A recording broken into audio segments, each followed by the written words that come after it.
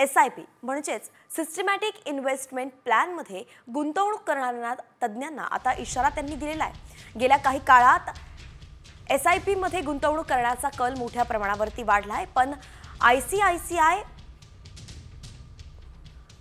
ICICI Prudential प्रमुख अधिकारी N Naren यांनी SIPत गुंतवणूक करणाऱ्यांना एक इशारा दिलेला आहे। मिड आणि स्मॉल कॅप शेअरमध्ये गुंतवणूक करणाऱ्यांनी सतर्क राहावं असं S नरेन यांनी म्हटलेलं आहे। शेअर बाजारात घसरणीचं सत्र सुरू असताना स्मॉल कॅप आणि मिड कॅप मधील गुंतवणूक महागात पडू शकते असं S नरेन म्हणाले आहेत आणि त्यामुळे S नरेन यांनी लार्ज कॅप शेअरमध्ये गुंतवणूक करण्याचा सल्ला दिलेला आहे।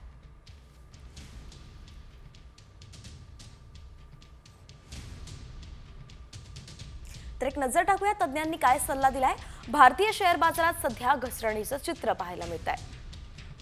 अशात घसरणीचा परिणाम SIP गुंतवणूकदारांवर सुद्धा जाणवू शकतो। SIP द्वारे चुकीच्या वेळी चुकीच्या प्लॅनमध्ये गुंतवणूक तोट्याची ठरू शकते। स्मॉल कॅप आणि मिड कॅप मधील गुंतवणूक महागात पडू शकते। अशावेळी लार्ज कॅप मधील गुंतवणूक फायद्याची ठरू शकते असं तज्ञांनी म्हटलंय।